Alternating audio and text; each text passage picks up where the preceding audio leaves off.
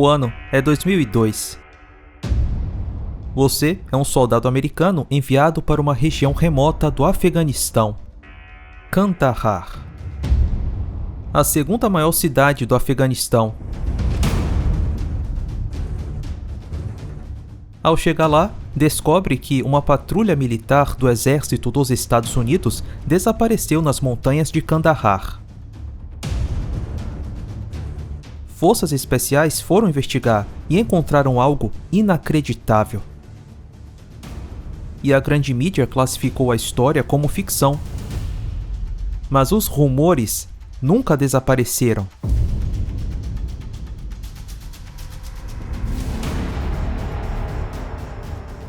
Na primavera de 2002, no Afeganistão, a Operação Enduring Freedom estava em pleno andamento.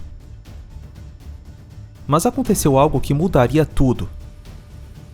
Uma unidade do exército dos Estados Unidos simplesmente deixou de responder pelo rádio. Um dia inteiro passou e nenhuma mensagem foi recebida.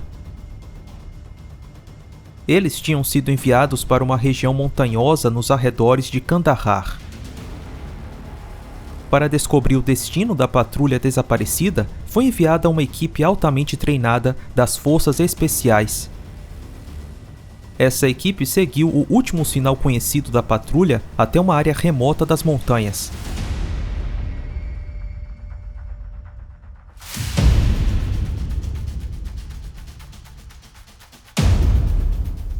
Quando chegaram ao local indicado, os soldados encontraram equipamentos militares espalhados pelo chão.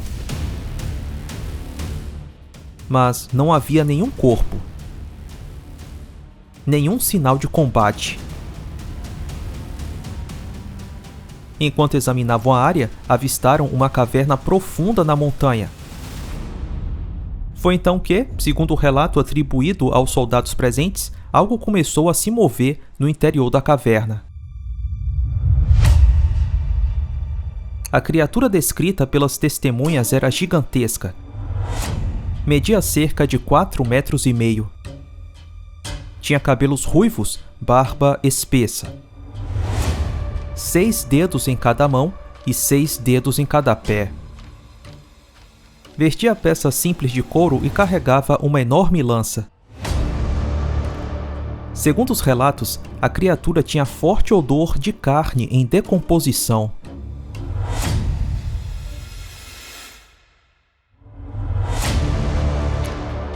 Sem qualquer aviso, a criatura investiu contra os militares. Mesmo sendo atingido repetidas vezes, a criatura continuou avançando.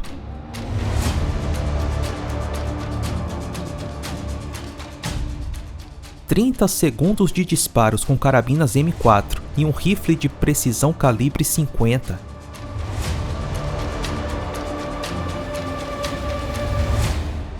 Até que, finalmente, o gigante sucumbiu. Dentro da caverna haviam muitos ossos humanos quebrados, e lá estavam os equipamentos militares dos soldados desaparecidos.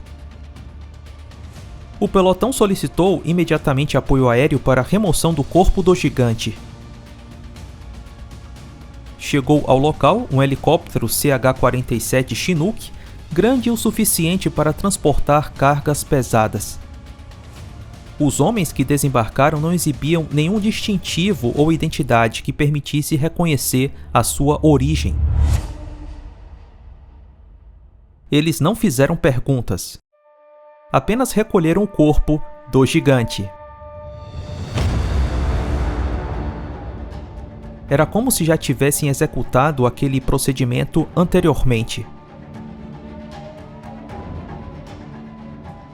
O Departamento de Defesa dos Estados Unidos jamais reconheceu oficialmente o desaparecimento daquela patrulha. Nenhum nome foi divulgado. Nenhum relatório pós-operação foi publicado. Em seguida, vieram os acordos de confidencialidade.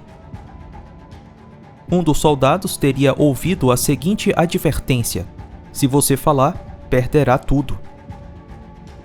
O silêncio, porém, não durou para sempre, Segundo a narrativa, um dos médicos envolvidos no atendimento logo após a missão teria quebrado o protocolo. Falando discretamente com outro militar, disse 2 palavras: "Ele existe." Pessoal, o Livro da Lua chegou, o maior e melhor material desse assunto escrito em língua portuguesa, o estoque é limitadíssimo, mais de 350 páginas, mais de 100 figuras, dedicatória, capa dura. Venha explorar esse novo mundo que foi silenciado pelo estigma da conspiração. Vou deixar o link para a compra na descrição e comentário fixado. Bom, a criatura descrita pelas testemunhas apresenta características muito semelhantes aos Nefilins da Bíblia. O gigante de Kandahar seria um Nefilim? Uma das primeiras tentativas de documentar o caso foi conduzida pelo diretor Elia Marzulli. Em um vídeo hoje removido, publicado em agosto de 2016, Marzulli entrevistou um homem identificado como Sr. K. O Sr. K afirmava ser um soldado que testemunhou o encontro com o gigante de Kandahar. De repente, sai da caverna a coisa do pesadelo de alguém. Tem 3,6 metros. Tem uma lança grande de pelo menos 4 metros de altura na mão, um escudo na outra mão. Tem cabelo vermelho flamejante. Mais tarde, eles contaram os 6 dedos da coisa. 6 dedos, fileiras duplas de dentes, e essa coisa está pronta para lutar. Esses caras estão absolutamente petrificados. Quem não ficaria? Você consegue imaginar algo de 3,6 metros de altura saindo da caverna? Um pesadelo que não deveria existir, que todo o seu treinamento não faz efeito. Nada. Você fica estupefato. Você fica parado ali, chocado. De repente, aparece um cara muito grande parado na sua frente e um pouco acima deles. Ele estava como em uma saliência. Ele está em uma saliência. Então, é ainda mais pronunciado. Ele estava pairando sobre eles e pulou com esta lança. E era realmente hábil com ela. Era muito rápido. Quer dizer, isso é uma coisa que ele nos disse muitas vezes. Ele disse, eu não esperava a velocidade e a agilidade, porque ele falou de todos os efeitos de computação gráfica e ele mencionou isso que você vê em filmes de gigantes. Eles estão sempre meio que se arrastando. Não era assim. Essa coisa se movia muito rápido. O estranho sobre isso é porque ele tem esse escudo romano antigo. Quero dizer, ele estava usando ferramentas muito antigas e estava vestido de uma forma que era, você sabe, muito antiga, muito estranha, muito estranha. Era muito estranho. E isso nos leva de volta para onde o atirador engasga e o atirador desmorona toda vez que conta a história. Então, eles estão dispersos. Eles estão congelados olhando para essa coisa. Um dos caras se chama Dan. Dan se solta e começa a atirar nessa coisa, no gigante. E é aí que o gigante se move com tanta velocidade e agilidade que desafia a lógica. Como essa coisa consegue se mover tão rápido? Empalado. Antes que Dan fizesse algo, ele foi içado neste poço, literalmente no ar, com uma mão. E o gigante, de acordo com um atirador, não terminou. Ele está vindo atrás de mais deles. Nesse ponto, o treinamento começa com esses caras. Alguém e o atirador pensa que pode ter sido ele, grita, atire na cabeça dele, atire na cabeça dele.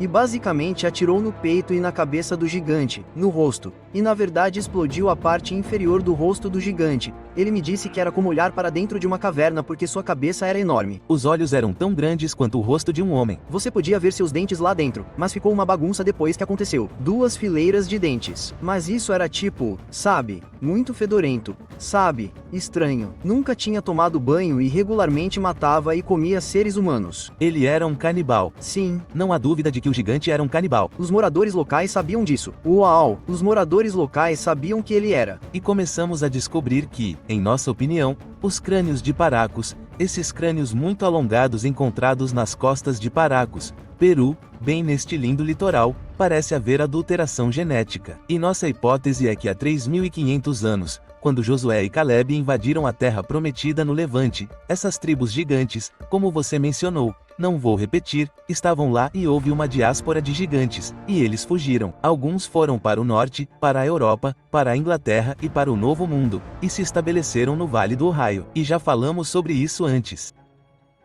Marzulli declarou em diversos sites que o governo dos Estados Unidos estaria acobertando essa história e que pessoas em posições de poder teriam interesse em impedir que a verdade sobre as profecias bíblicas fosse revelada ao público.